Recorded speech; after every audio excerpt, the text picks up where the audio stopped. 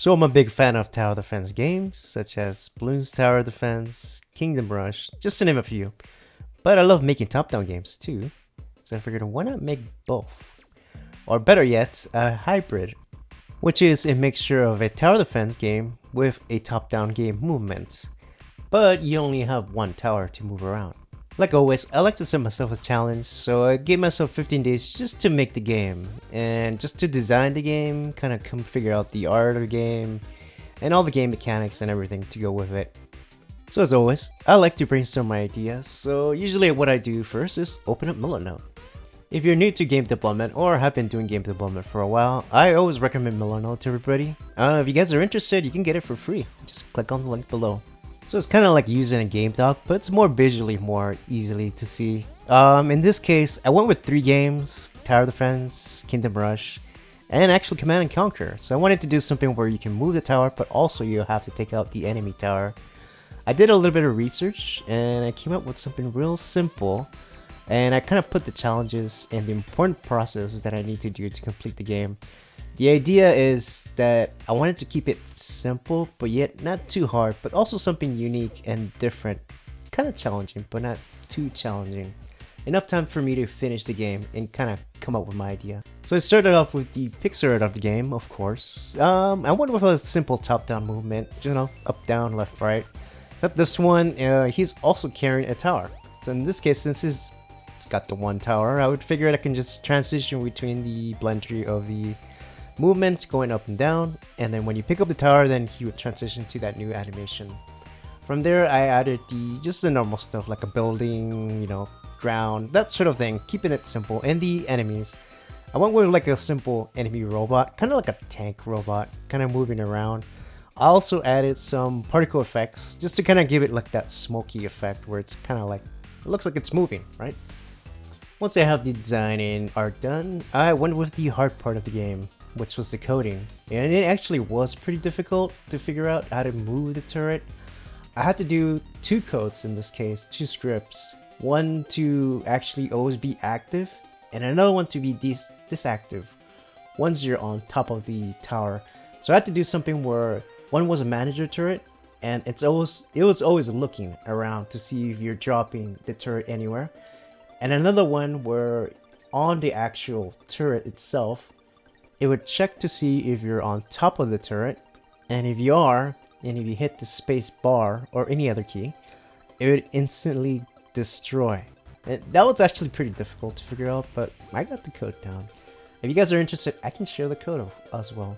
The rest of the code wasn't actually too bad. I figured I can use my old code, what I use for all my game jams, and also a reason why I always recommend everybody to do game jams. You can learn more and faster process. You can always reuse your code. I did kind of do power-ups, but at the time I was actually hungry when I was doing it, and for whatever reason I got ranch, like R-A, like ranch, and wrench mixed up. So the 2 don't equal. I was just hungry that time, and I used my enums, and for some reason I just went with that. But anyways, the other part was easy. I went with an endless spawning of enemies. So in this case, there weren't any waves. I figured the only objective was to get the upgrades. Once you get all your upgrades, then you can proceed and destroy the enemy base. Once the enemy base is done, then no more spawning of the objects.